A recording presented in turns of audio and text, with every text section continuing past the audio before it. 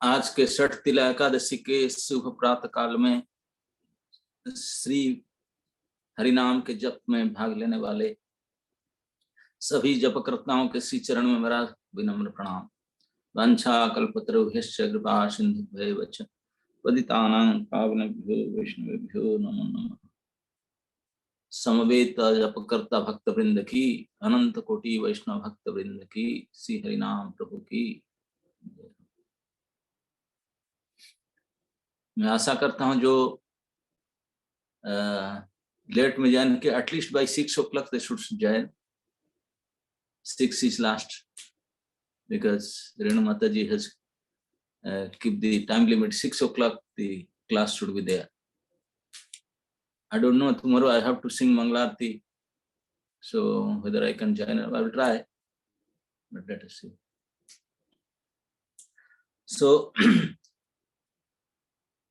हमारा गीता चर्चा के क्रम के अनुसार आज भगवद गीता यथारूप के 18 अध्याय के श्लोक संख्या 28 कर्ता तमोगुणी करता। तमोगुणी करता, आज हम लोग का गुण के साथ बहुत कुछ सामंजस्य होगा, ध्यान से सुनना। भगवान कहते हैं तमोगुणी करता के लक्षण अयुक्तः प्राकृतः स्तब्धः शठो नैष्कृतो अलसः नैष्कृति को अलसः विषादी दीर्घसूत्री च कर्ता तामस उच्यते। कितने स्पेशल विशेषण देते हैं हम तमोगुणी कर्ता के लिए। सबसे पहले अयुक्त, शास्त्र के आदर्श को न मानने वाला। प्राकृतः, भौतिकवादी। स्तब्ध, हठी। शठ, कपटी। नैष्कृतिक, अन्यों को अपमान करने में पटु। ये सब है ना एक्सपर्टीज, अन्य को अपमान करने में पटु। अलसः, आलसी। विषादी, खिन्न, विषादग्रस्त। दीर्घसूत्री, ऊंच ऊंच कर काम करने वाला और खूब देर लगाने वाला काम। च भी, कर्ता, जो कर्ता, वो तामस उच्यते, तमोगुणी कहा जाता है। कितने गुण हो गया? 1 2 3 4 5 6 7 8, ये भी अष्टगुणी। ये भी अष्टगुणी विशेष तमोगुणी करता। जो कर्ता सदा शास्त्रों के आदर्श के विरुद्ध कार्य करता रहता है, जो भौतिकवादी है, हठी है, कपटी है तथा अन्य को अपमान करने में एक्सपर्ट है, तथा जो आलसी है, सदैव खिन्न तथा काम करने में बहुत समय लेता है, दीर्घसूत्री है, वह तमोगुणी कहलाता है। प्रभुपाद कहते हैं शास्त्रीय आदेश से हमें पता चलता है कि हमें कौन सा काम करना चाहिए, हम कौन सा काम नहीं करना चाहिए। जो लोग शास्त्र के आदेश को अवहेलना करके अकरणीय कार्य करते हैं, प्राय भौतिकवादी होते हैं। वे प्रकृति के गुणों के अनुसार कार्य करते हैं, शास्त्रों के आदर्श के अनुसार नहीं। प्रकृति गुण के अनुसार शास्त्रों के आदर्श नहीं मानते, ऐसे कर्ता भद्र नहीं होते हैं और सामान्यतया सदैव कपटी, धूर्त तथा अन्यों को अपमान करने वाले होते हैं। वे अत्यंत आलसी होते हैं, काम करते हुए भी उसे ठीक से नहीं करते और बाद में करने के लिए उसे एक तरफ रख देते हैं। बाद में करूंगा ऐसे कर रख देते हैं साइड कर, है ना। हम लोग का ये विशेष गुण तो है सबके पास। ठीक है, देख लूंगा, अब नहीं हो रहा, बाद में देखूंगा। बाद में करने के लिए एक तरफ रख देते हैं। अतः वे खिन्न रहते हैं। जो काम 1 घंटे में हो सकता है उसे वर्षों तक घिसटते जाते हैं, है ना। ये गुण भी प्राय हम लोग के अंदर देखा जाता है। वे दीर्घसूत्री, इसलिए दीर्घसूत्री कहलाते हैं। ऐसे कर्ता तमोगुणी होते हैं।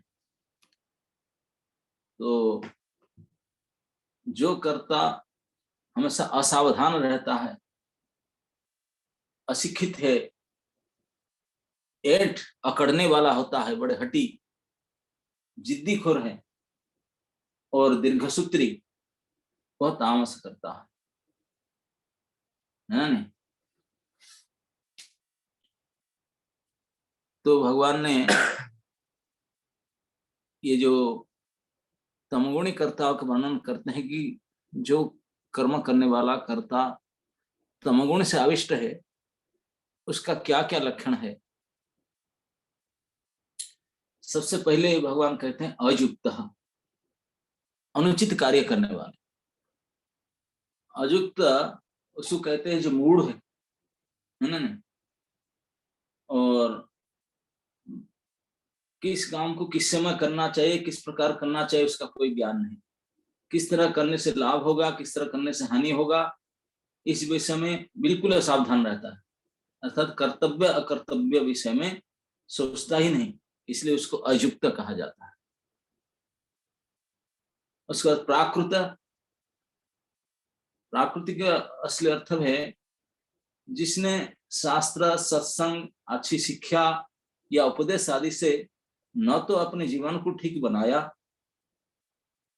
या अपने जीवन भर कुछ विचार ही किया, कुछ उच्च आगे उठने लगे, कुछ आध्यात्म विचार ही कुछ नहीं किया।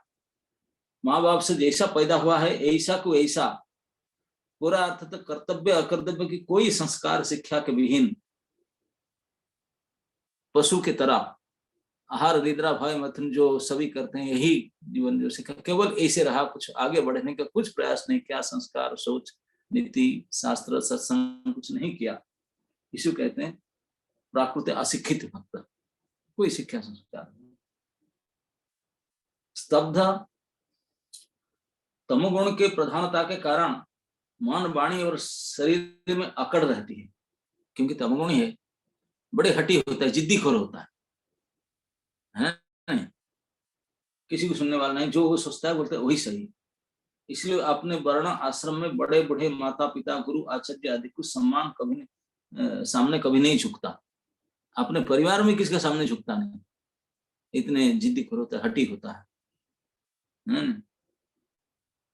और कोई पिता गुरु की कोई और अन्य सम्मानीय व्यक्ति आचार्य आदि के सामने झुकता नहीं। वह मन से, वाणी से और शरीर से कभी सरलता और नम्रता का व्यवहार नहीं करता। ध्यान दीजिए, काय मन वाक्य में कभी नम्र नहीं, कभी सरल, कभी नहीं बनना, ये उनको बुरा लगता है इसे बनना। बल्कि कठोर व्यवहार करता है। ऐसा मनुष्य स्तब्ध या अकड़ने वाले होते हैं, अकड़ चलने वाले।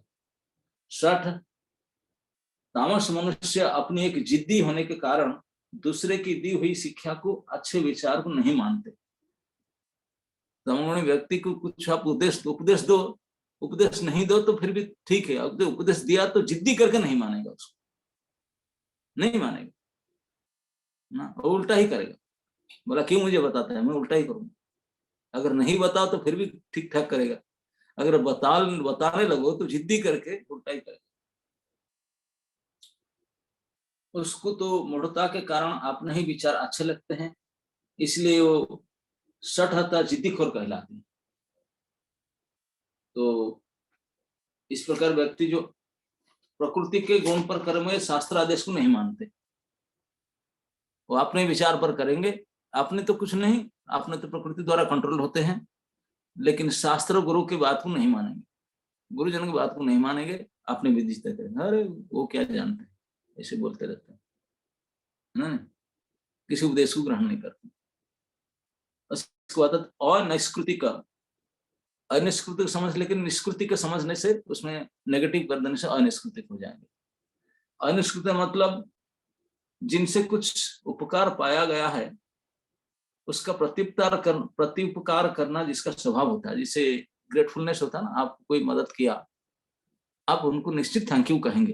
ये जो थैंक यू कहने का भाव है, इसे कहते हैं निष्कृतिक।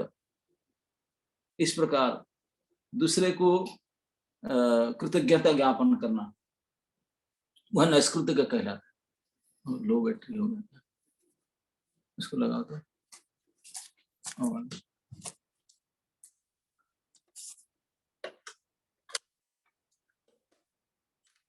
ये इसे लगाओ ना सीधा। Okay.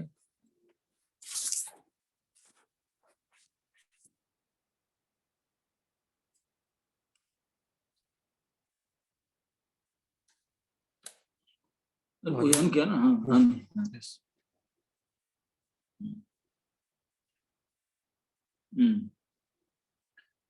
परंतु जो तमोगुणी मनुष्य होते हैं और दूसरे से उपकार पा करके भी उनका उपकार कभी नहीं करते, प्रति उनका उपकार करते हैं, इसलिए अनैष्कृति के बाद अकृतज्ञ कहलाते हैं, है ना। अनुश्रुत मतलब समझे, अकृतज्ञ जिसको कहते हैं। ऐसे ही दूसरे को अपमान करने वाला, दूसरे से कितनी मदद पाते हैं लेकिन मदद के लिए कुछ एहसास नहीं करेंगे, बल्कि उनको भरी स्थिति में, भरी स्वभाव में अपमान करने में उनको बड़ा मजा आता है। किसी को वो बड़े अपने आप को गौरवान्वित मानते हैं कि मैं उनको अपमानित किया।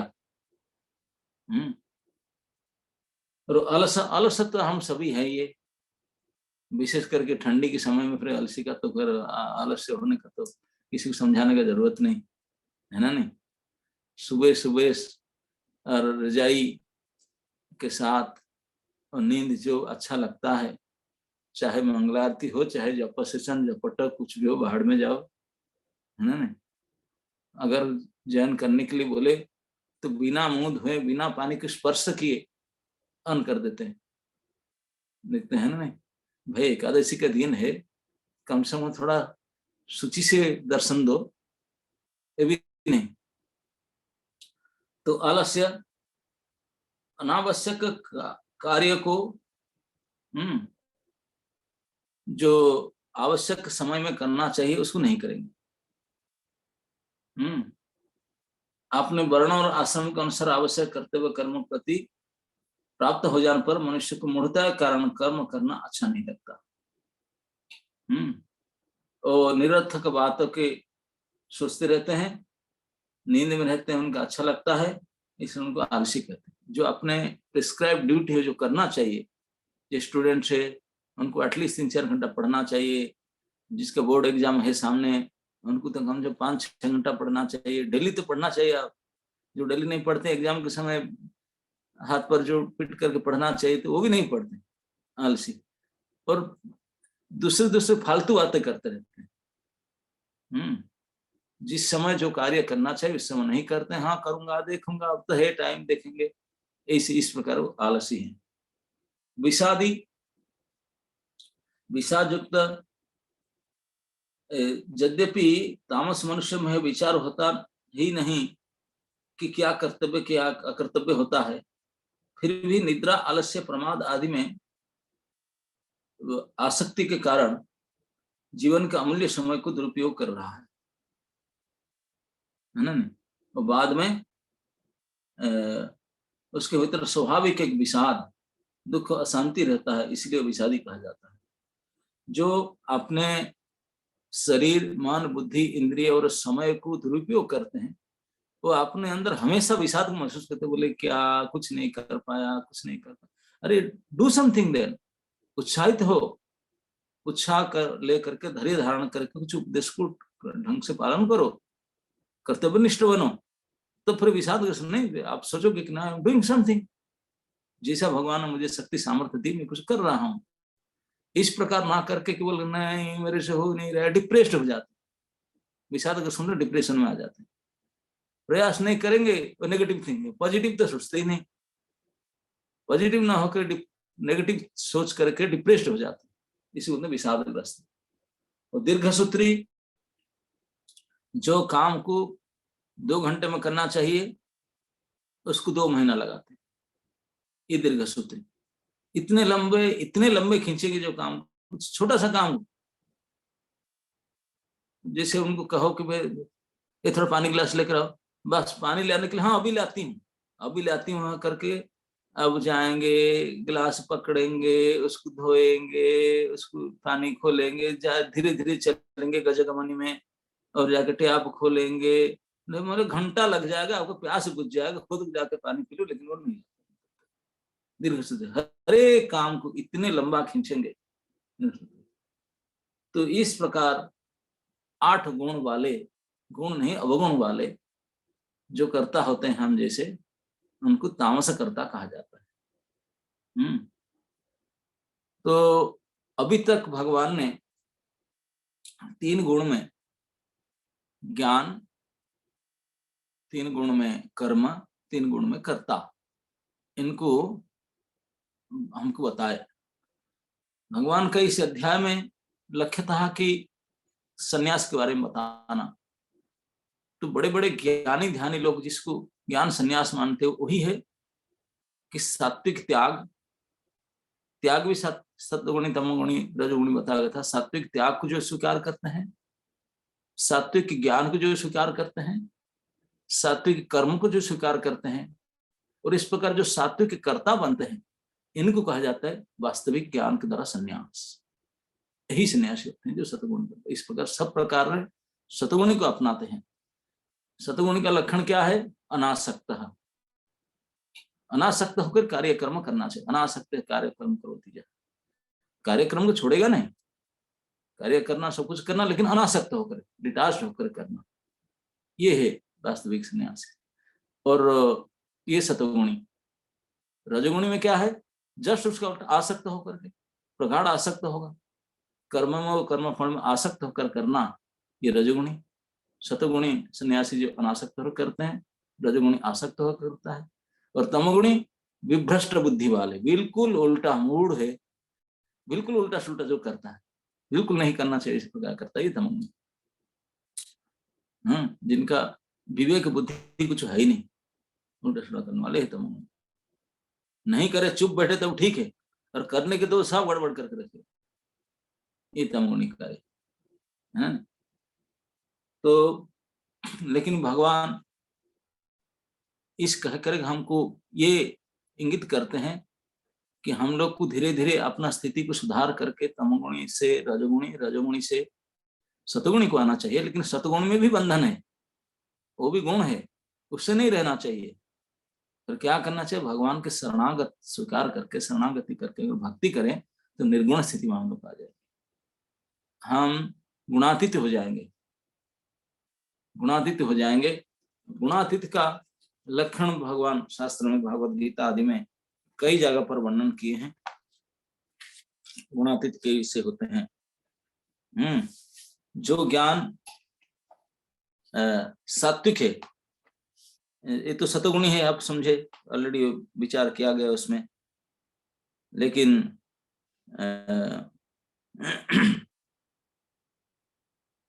जो भक्ति के ज्ञान है, जो भगवान के संबंध में, वो सब त्रिगुणातीत होता है। ये त्रिगुणातीत है। वह कर्ता, ये कर्म और ज्ञान सब त्रिगुणातीत होता है। भागवत में कहा गया है जो सात्विक वैकल्पिक ज्ञान राजस है, और प्राकृत ज्ञान तामस है, और भगवान के प्रति निष्ठा वाला ज्ञान निर्गुण कहा जाता है। अब निर्गुण भक्ति जो का लक्षण बताया गया है, निर्गुण भक्ति के लक्षण हम कुछ दिन पहले जब अमृतसर में थे उसको वर्णन किए थे, और जिससे हम लोग कई प्रकार के गुणीभूता भक्ति का वर्णन किए थे। रजगुणी भक्ति, तमगुणी भक्ति, रजगुणी भक्ति, सतगुणी भक्ति और निर्गुणा भक्ति का विचार किए थे। तो भगवान के मत से अनासक्त करता सात्विक है, आसक्त करता राजसिक है, और जिनका बुद्धि भ्रष्ट है वो तामसिक है। लेकिन जो भगवान के शरणागत होकर करते हैं वो निर्गुण है। भक्ति के मत से केवल 3 ज्ञान कर्म कर्ता ही निर्गुण है, ऐसा बात नहीं है। ये 3 अगर भक्ति में करते नहीं, हर बल्कि सब कुछ भक्ति संबंधी सभी गुणातीत है। जैसा कि भागवत में कहा गया, श्रद्धा के विषय में भी 3 प्रकार की श्रद्धा होता है। एक आध्यात्मिक श्रद्धा, एक सात्विक श्रद्धा, सात्विक कर्म प्रति श्रद्धा, और राजसी श्रद्धा, और अधर्म की श्रद्धा तामसी है। जो आध्यात्मिक के प्रति श्रद्धा ये है सात्विक, जो कर्म करने के प्रति श्रद्धा है राजसी, अधर्म के प्रति, अधर्म कर्म करने की श्रद्धा ये तामसी। किंतु भगवत सेवा के प्रति जो श्रद्धा ये निर्गुणी है। इस प्रकार रेसिडेंस के बारे में, वास कहाँ करें, इसके विषय में कहा गया कि वन में वास करना वनवास से सात्विक है, गांव में वास करना राजसिक है, गांव में, शहर में। लेकिन कोई द्वितीय गृह, नाना प्रकार के कपटपूर्ण क्लब हाउस, क्रीड़ा नगर, इस समय वास करना ये तामसिक है। किंतु भगवान के मंदिर में, भगवान के भक्तों की गोष्ठी में, आश्रम में वास करना, ये गुणातीत है, निर्गुण है। इस प्रकार सुख के विषय में भी भागवत में कहा गया है, आत्मा से उदित सुख सात्विक है। जो आपने आप आत्मा से सुख, आत्मिक सुख और सात्विक सुख है, और विषय से उत्पन्न सुख राजसिक है। समझ में आता ना?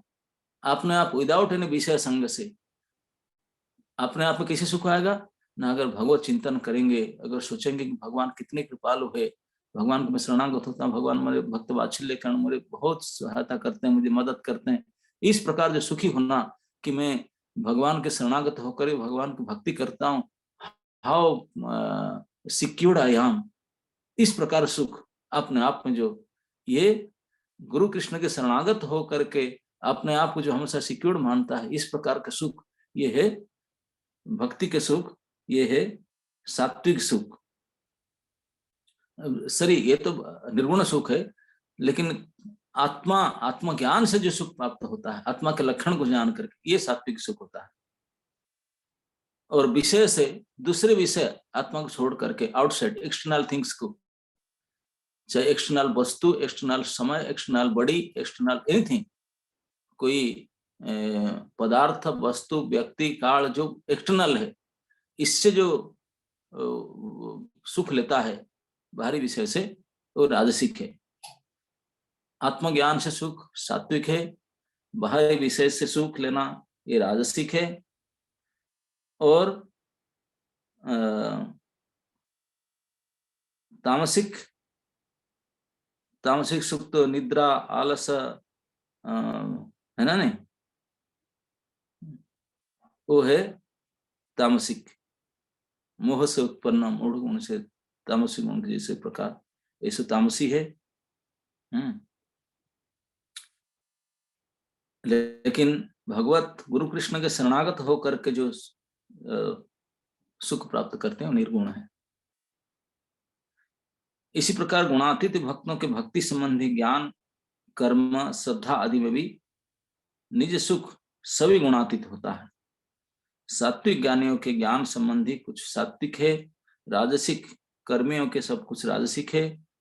सात्विक ज्ञान जैसे साइंटिस्ट वगैरह होते हैं, उनको अपने खान पान के प्रति ध्यान नहीं रहता, कपड़ा लत्ते को कोई चिंतन में लगे रहते हैं, उसको लगे उसी में सुख होते, वाह, तो ये सात्विक है। राजसिक विषय भोग से सुख लेते हैं, और तामसिक मोह है, आलसी है और निद्रा है, बिल्कुल ये सब से जो सुख, ये है तामसिक। उच्छृंखल व्यक्ति संबंधी काम, ऐसा तामसिक है। यही श्री गीता और श्रीमद् भागवत से सीख मिलता है। तो इसलिए श्रीमद् भागवत में भी यही बताया गया, सात्विको कारको संगी रागांधो राजस स्मृतः तामस स्मृति विभ्रष्टो निगृणो मदपाश्रयः। अर्थात अनासक्त करता सात्विक कर्म और कर्म फल में अत्यंत आसक्त करता राजसिक, और विवेक शून्य करता तामसिक, और मेरे शरणागत भक्त निर्गुण होते हैं। तो इसलिए हम लोग को भगवत शरणागत होना चाहिए। लेकिन भगवत शरणागत होने के लिए ये तमोगुणी रजोगुणी दोनों पास में ही है, तो हम लोग तो इसमें फंसे हैं। उससे थोड़े दूर हटना चाहिए, पहले सतगुण को जाना चाहिए, फिर केवल सतगुण में नहीं रहना चाहिए, अब भगवान के भक्त बन करके निर्गुण हो जाना चाहिए।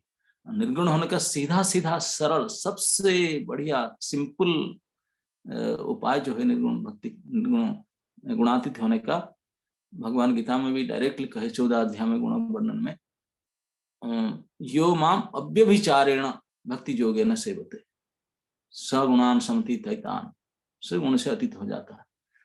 अव्यभिचारी भक्ति, व्यभिचारी शब्द को आप जानते हैं, व्यभिचारी मतलब क्या है? मन में कुछ और मुख में कुछ और करेंगे कुछ, ये व्यभिचारी है। नहीं, काय मन वाक्य में एक समर्पित शरणागत होकर के, कुछ कपट निष्कपट होकर के, जो गुरु और कृष्ण के आदेश को पालन करके इसी को करने के लिए पूर्ण प्रयास करता है, ये है गुणातीत होने का उपाय। इस स्थिति में जो आ जाता है वो गुणातीत कहलाता है। तो इसलिए भगवान की शुद्ध भक्ति का अभ्यास है गुणातीत के अंदर आता है। तो भगवान हमको इसी लाइन में ले जाते हैं। ये गुण के सब प्रकार गुण के लक्षण को समझा समझा करके बोलते हैं कि धीरे धीरे इस गुण से उठ करके गुणातीत हो जाना चाहिए। और गुणातीत होने के लिए कोई विशेष कुछ करना नहीं पड़ेगा। किसी भी स्थिति से हम लोग अगर शरणागति को स्वीकार करते हैं तो गुणातीत हो सकते हैं, है ना। दो प्रकार के अपने वर्ण और अपने आश्रम के अनुसार धीरे धीरे धीरे प्रैक्टिस करते करते करते करते आ सकते हैं। स्टेयरकेस में चढ़ करके ऊपर को आ सकते हैं, नहीं तो लिफ्ट बढ़ करके सीधा आ सकते हैं। शुद्ध भक्ति के कोई डायरेक्ट कोई भक्त के शरणागत होकर के डायरेक्ट उनके आदेश को पालन करके शुरू किया तो दैट इज लिफ्ट, सीधा शुद्ध भक्ति सीधा ऊपर में चला गया। नहीं तो धीरे धीरे धीरे करते करते अभी तमगुणी है, फिर रजगुणी होगा, फिर तमगुणी, कई लाइफ लगे। तो ये वर्णाश्रम विधि प्रस्ताव में जो those who are not fit candidate for practicing devotional service, जो भक्ति अभी कर नहीं सकते, मेरे से होगा नहीं, तो फिर उनको स्टेयरकेस से जाना पड़ेगा वर्ण आश्रम पद्धति के अनुसार, धीरे धीरे करके उनसे उठेंगे। लेकिन जो आज से प्रतिज्ञा किए नहीं मुझे शरणागत होकर आदेश के अनुसार मुझे करना है, तो आज ही उन्होंने हो जाएंगे। ये तो सीधा लिफ्ट पकड़ करके, है ना, उनको लैडर स्टेयरकेस पकड़ना नहीं है, सीधा पकड़ के आ सकते हैं।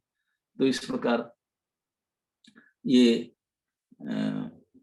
आज हम लोग कर्ता का तमगुणी लक्षण को, तामस कर्ता का जो 8 गुण के उसके ऊपर चर्चा किए।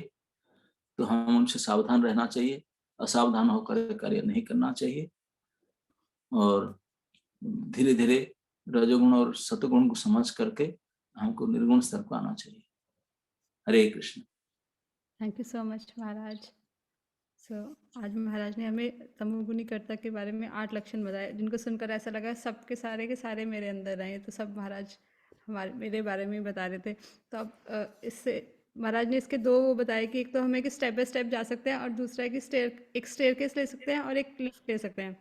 तो बेटर है कि हम महाराज की चरणों में शरणागत होकर लिफ्ट में बैठ जाएं, और महाराज जैसे वो जो बोले महाराज के आदेशों का पालन करते हुए हम इनसे ऊपर जा सकते हैं। तो थैंक यू सो मच महाराज। किसी का कोई क्वेश्चन कुछ है तो आप please ask, you can ask.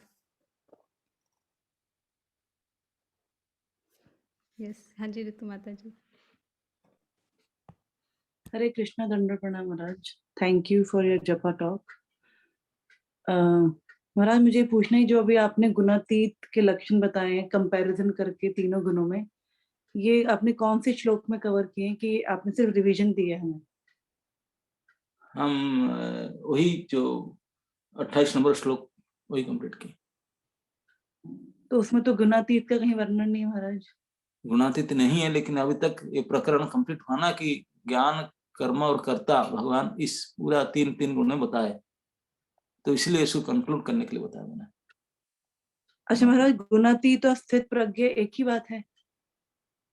जो गुणातीत अवस्था स्थिति प्रज्ञा वही है। मतलब भक्त को हम गुणातीत कह सकते हैं? यस, जो गुणातीत भक्त है उसको गुणातीत कह सकते हैं। जो गुणाधीन भक्त है उसको गुणातीत कैसे कहेंगे? ओके, ठीक है, थैंक यू।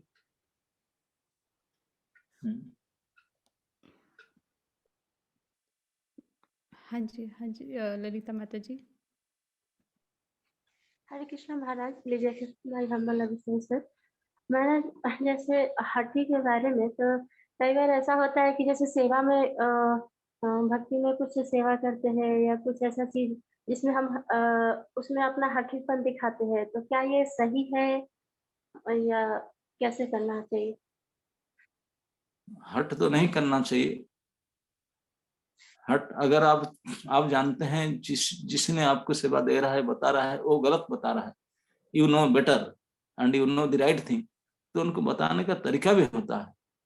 लेकिन अगर वो आपसे सीनियर है, आपका अधिकारी है, फिर उनके साथ युक्ति भी नहीं करना चाहिए। बड़े नम्र भाव से उनको बता सकते हैं कि आप सजेशन, अगर नहीं मानते फिर जो बोलते हैं वही करना चाहिए।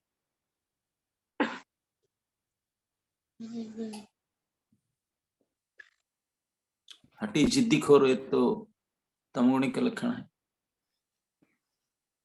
हाँ, महाराज जैसे जैसे खुद में जैसे कोई सेवा या कुछ चीज़ें होती है जो दृढ़ संकल्प कर लेते कि नहीं मुझे ये करना ही है, तो उसको भी क्या हद जब देखिए, जब सत संकल्प तो अच्छा ही होता है, सत संकल्प के लिए, लेकिन सत संकल्प को जिद्दी कर करना, जैसे मैं प्रतिदिन उठूंगा मंगलारती तो मैं कभी फेल नहीं करूंगा, जिद्दी करे संकल्प करे, that is good to some extent. लेकिन अगर शरीर साथ नहीं देता और जिद्दी करके उठे और 4 दिन हॉस्पिटलाइज्ड हुए, ये तमोगुणी हो गया। एकादशी के दिन हम तो निर्जला करेंगे, बिल्कुल हम सोएंगे नहीं, इसी जिद्दी करके करेंगे और 4 दिन हॉस्पिटल पड़ेंगे, कुछ जप भी नहीं कर पाएंगे, ये तमोगुणी हुआ कि नहीं? तो ये भक्ति विरोधी हो जाएगा। नहीं, जैसा हमारा शरीर की क्षमता है, जैसा हमारा गुण के अनुसार हम कर पाएंगे, डू द बेस्ट, वो भी गुरु कृष्ण के आदेश के अनुसार, है ना? नहीं, अब जिद्दी करके टर्चर करेंगे शरीर को, ये भी टर्चरिंग करना, ये तमोगुणी है। और टर्चर करके तमोगुणी करने से क्या होगा? आपका गर्व बढ़ेगा, अभिमान बढ़ेगा, दूसरे को अपमान करने के लिए और आपको चीज मिलेगा। हाँ, देखा तू क्या किया, दूसरे को कमी दिखाने के लिए सब हम करते हैं। नहीं, हमको नम्र होना चाहिए और डाउन टू अर्थ होना चाहिए। ये हम सब करेंगे तो फिर हम तो नम्र हो ही नहीं सकते, हमारा गर्व बढ़ता है, उसमें अभिमान पोषण होता है। प्रैक्टिकली हम देखें, जो थोड़ा सा ज्यादा तपस्या करते हैं वो ज्यादा अभिमानी होते हैं, दूसरे को दिखाते हैं, दूसरे को सब छोटा नीचा मानते हैं, है कि नहीं? आप खुद प्रैक्टिकल करके देखिए तो आपका मन में भावना आ जाएगा कि आई एम द सुपीरियर, ये लोग सो क्या करते हैं, वो करते नहीं इस प्रकार से। धन्यवाद महाराज। हरे कृष्ण। हाँ जी, राम प्रभु जी। Hare Krishna Maharaj, Dandvat Pranam. Thank you so much for your divine association Maharaj. Maharaj, आपने बताया कि when we follow pure devotee, we come on the level of pure devotional service. लेकिन वो चीज कर कैसे सकते हैं महाराज की, मतलब हम प्योर डिवोटी को सिंपली सरेंडर करके फॉलो कर सकें? सबसे पहले तो एक प्योर डिवोटी को ढूंढना होगा, उनको पहचानना होगा, और पहचानने के जानने के बाद में फिर कुछ नहीं करना, आंख बंद करके सारे हमारा बुद्धि को रोक करके उन्हीं के उपदेश को सार कर ग्रहण कर लेना। Whatever is saying just to do that, no addition no deduction, बस इतना ही करना है। और आपका जो कमी है, जैसे कुछ आप कर पाते नहीं करते, उसको निष्कपट भाव से बताना कि दिस इज माई क्षमता, I can do only that much, so please let me know how can I do in such capacity. आप अपना कैपेसिटी की मत बताना, ठीक निष्कपट भाव से बताना, ये नहीं बताना ये मैं कर लूंगा ये भी कर लूंगा, नहीं नहीं नहीं, जितना मेरा क्षमता है उस क्षमता को भी बताना और सरेंडर भी होना, तो धीरे धीरे धीरे स्थिति में आ जाएगी। ओके। हाँ जी, ईशान प्रभु जी। हरे कृष्णा गुरुदेव, दंडवत प्रणाम। हरे कृष्णा माता, दंडवत प्रणाम। गुरुदेव, मेरा ये है प्रश्न कि जैसे कि कई बार हम सोचते हैं कि चलो थोड़ा टाइम चैंटिंग कर लिया है, फिर हम बाकी चैंटिंग बाद में कर लेंगे, तो इसमें हम अपना थोड़ा सा आलस भी ले आते हैं, या फिर ये हमारे लिए थोड़ा ठीक रहता है कि हाँ चलो अभी थोड़ा सा रेस्ट कर लीजिए, फिर बाकी चैंटिंग बाद में कर लीजिए, जैसे सुबह काम भी करना है ऑफिस का, तो इसको हम कैसे लेके चले, तामसिक माने के चले या फिर ठीक से मान के? तमोगुणी लक्षण में तो ही बताया गया, अपने नियत कर्मों को साइड करके रख लेते हैं, मतलब बाद में करूंगा करके, और फिर खींचते हैं रात को 12 बजते हैं।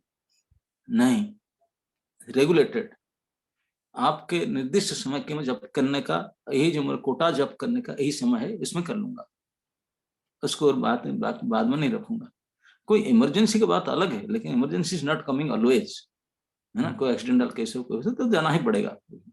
अदरवाइज हमको जो कर्तव्य हम समय पर निर्धारित किए समय पर करना, ये सही है, हमको बताया भी गया और हम करने का उचित भी है, सही भी है, तो कर लेना चाहिए। लेकिन आलसी के कारण हम साइड कर देते हैं, हाँ चलेगा, थोड़ा बात कर लेते हैं, थोड़ा घुमाते हैं, थोड़ा उनसे देख लेते हैं, तो बाद में कर लेंगे, क्या बात है। ये जो बाद में करने का जो हमारा अभ्यास है ये तमगुण के कारण आता है। और टाइम है हमारे पास, ऐसा नहीं कि नहीं कर सकते, नहीं कर सकते थे, लेकिन कुछ फालतू बातों के चक्कर में आकर के नहीं कर, और उसको बाद में रखने के लिए रखती। ठीक है गुरुदेव, दंडवत प्रणाम, समझ। आपका ऑफिस का काम तो 10 बजे के बाद शुरू होता है, आप 10 बजे से पहले तो आपको पूरा ही हो जाना चाहिए। हाँ जी गुरुदेव। ऐसा तो नहीं कि आप क्लास दे रहे हैं कि कोई विशेष काम और लीड कर रहे हैं कि कुकिंग कर रहे हैं, ऐसा तो नहीं है, तो क्यों नहीं कर सकते, है ना? Thank we you should so stick to our punctuality and regulation. ठीक है गुरुदेव, एकदम।